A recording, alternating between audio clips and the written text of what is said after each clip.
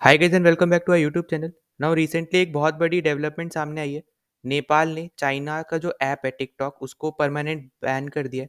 ठीक है, यहाँ पे आप आर्टिकल भी देख सकते हो कि Nepal government bans Chinese social media app TikTok.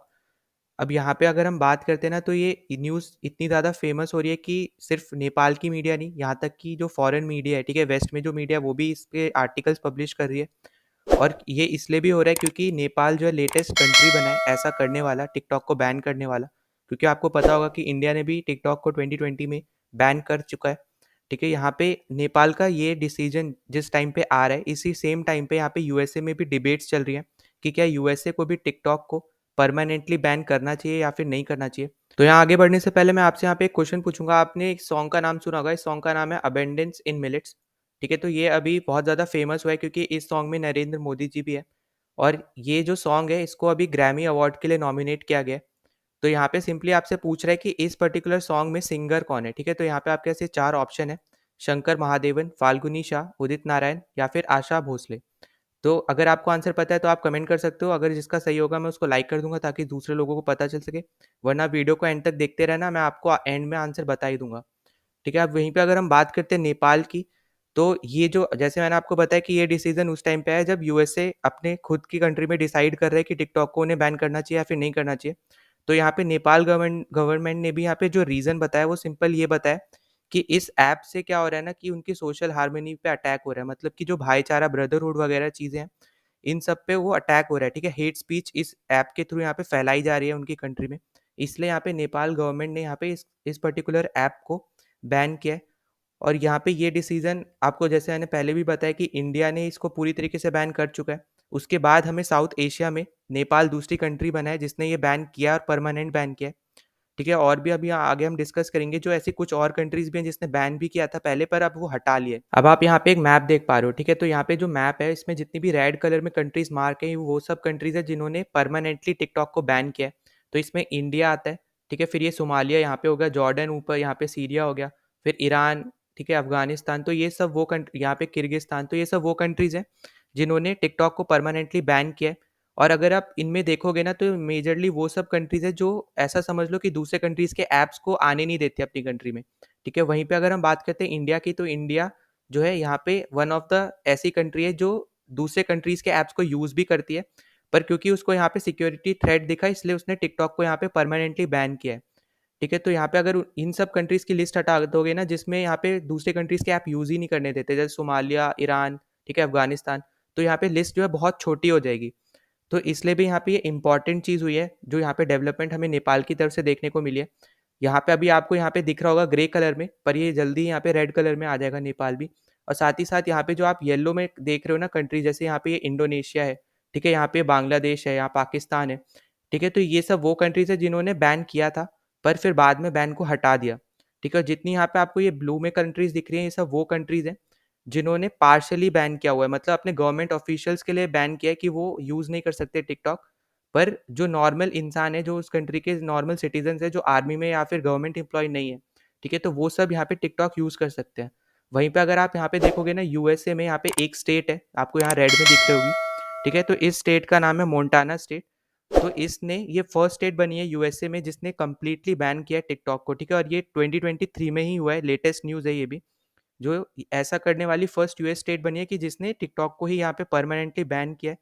तो यहाँ पे आप देख सकते हो कि मेनली ना आपको यहाँ पे कंट्रीज जो दिख रही हैं वो मैक्सिमम आपको साउथ एशिया में दिखेंगी। ठीक है, या एशिया की तरफ दिखेंगी, यूरोप, या फिर आप ऐसा समझ लो यहाँ पे अमेरिका साइड में मेजरली वो कंट्रीज है जिन्होंने सिर्फ अपने ऑफिसर्स, गवर्नमेंट ऑफिसर्स के लिए बैन किया है पर परमानेंट बैन नहीं किया। और अब यहाँ पे डिबेट्स हो रही है कि क्या उन्हें परमानेंटली बैन करना चाहिए टिकटॉक को या नहीं करना चाहिए। और जैसा हम देख रहे हैं कि अब धीरे धीरे बाकी कंट्रीज भी यहाँ पे टिकटॉक पे बैन लगा रही है, तो हमें जल्दी ही देखने को मिल सकता है कि यूएस भी, जो अभी वहाँ पे डिबेट चल रही है, तो यहाँ पे हमें देखने को मिल सकता है कि यूएस भी यहाँ पे जल्दी टिकटॉक पे बैन लगा दे। अब आप यहाँ पे एक क्वेश्चन पूछ सकते हो कि क्या नेपाल और चाइना के रिलेशन अच्छे नहीं रहे हैं क्योंकि यहाँ पे नेपाल ने चाइना का जो ऐप है टिकटॉक इसको बैन कर दिया है। तो आप जो सोच रहे हो वो कई हद तक सही है कि जो यहाँ पे नेपाल और चाइना के रिलेशन हुआ करते थे 3-4 साल पहले, अब वो इतने अच्छे नहीं रहे। और उसका मेनली जो रीज़न है वो यही है कि चाइना के जो फेल्ड प्रोमिसेस है। ठीक है, अब जैसे आपको यहाँ पे पता होगा कि जनवरी में नेपाल में एक एयरपोर्ट का लॉन्च हुआ था। ठीक है, यहाँ पे आप आर्टिकल देख सकते हो, पोखारा एयरपोर्ट उसका नाम था। ठीक है, तो ये जो एयरपोर्ट है ये नेपाल ने 216 मिलियन यूएसडी में, ठीक है, लोन लेके चाइना से, उसमें ये बनवाया था चाइना से ही। और इसमें चाइना की जो गवर्नमेंट कंपनी है, ठीक है, उसने ही ये आर्टिकल यहाँ पे ये पर्टिकुलर एयरपोर्ट बनाया है। और ये आप इस आर्टिकल में भी देख सकते हो। और इसके बाद यहाँ पे हमें देखने को मिल रहा है कि ये जो एयरपोर्ट है ना, इतना ज़्यादा यूज़फुल नहीं निकला है, ठीक है, नेपाल के लिए, क्योंकि यहाँ से कोई भी फ्लाइट्स इतनी ज़्यादा एक्टिविटी इस एयरपोर्ट पे आप ऐसा समझ सकते हो कि नहीं हुई है।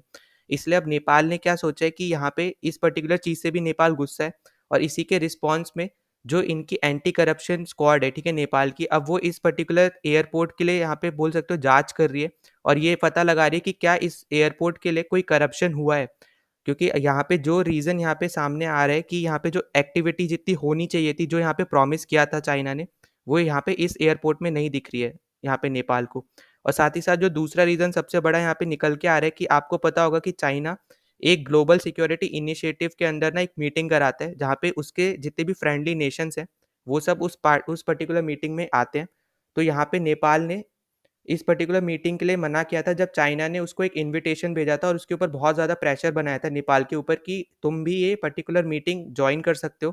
पर नेपाल ने उस टाइम ये मना कर दिया था, क्योंकि ये मीटिंग ज्वाइन करने से ना एक टाइप से आप ये मैसेज भेज रहे हो कि जो चाइना की मानसिकता है हम उसको सपोर्ट कर रहे हैं।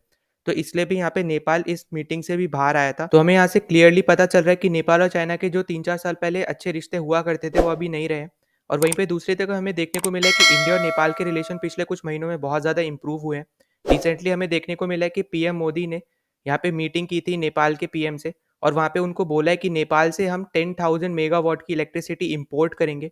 ठीक है, तो आप यहाँ से भी सोच सकते हो कि इंडिया नेपाल के बारे में सोच रहा है। और इंडिया ही यहाँ पे नेपाल में एक हाइड्रो इलेक्ट्रिक डैम बना रहा है, जिससे जो भी वहाँ से जो भी इलेक्ट्रिसिटी प्रोड्यूस होगी, ठीक है, तो वहाँ पे हम उस इलेक्ट्रिसिटी को ही परचेज कर रहे हैं। तो यहाँ पे दोनों तरफ से फ़ायदा जो है वो नेपाल को ही हो रहा है। और उसकी इकोनॉमी भी यहाँ पे चलती रहेगी। तो ऐसा आप समझ सकते हो कि इंडिया अपने नेबर्स के बारे में सही में सोच रहा है। ठीक है, वहीं पे दूसरी तरफ यहाँ पे बात हो रही है कि इंडिया के थ्रू यहाँ पे एक ऐसी ट्राइपेटाइट आप बोल सकते हो कि यहाँ पे ग्रुप बनेगा, जहाँ पे इंडिया और नेपाल, बांग्लादेश, ये तीनों होंगे, जहाँ पे नेपाल जो है अपनी इलेक्ट्रिसिटी इंडिया के थ्रू यहाँ पे बांग्लादेश को भी भेज पाएगा।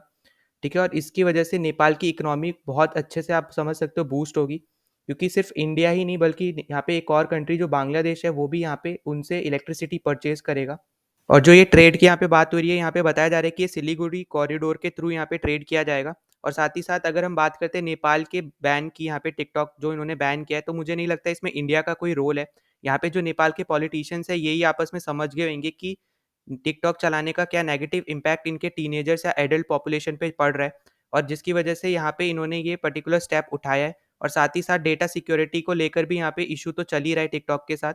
और सरप्राइजिंग यहाँ पे बात ये है कि इतनी बेसिक सी बात यहाँ पे नेपाल समझ गया है, पर अभी यूएसए और जितनी भी वेस्ट कंट्रीज है, ठीक है, यूरोपियन कंट्रीज है, वो अभी तक समझ नहीं पाई है।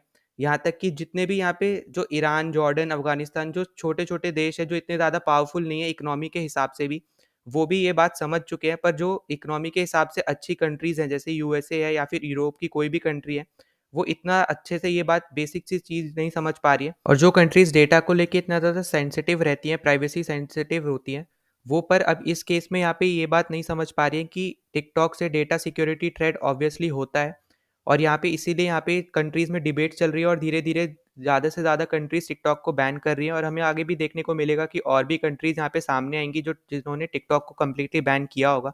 और वहीं पे अगर हम अब चलते हैं वापस अपने क्वेश्चन की तरफ, तो मैंने आपसे पूछा था कि जो एक सॉन्ग है अबेंडेंस इन मिलेट्स, इसमें सिंगर कौन है, ठीक है, जो कि अभी ग्रैमी अवार्ड के लिए नॉमिनेट हुआ है। तो इसका करेक्ट आंसर है फाल्गुनी शाह।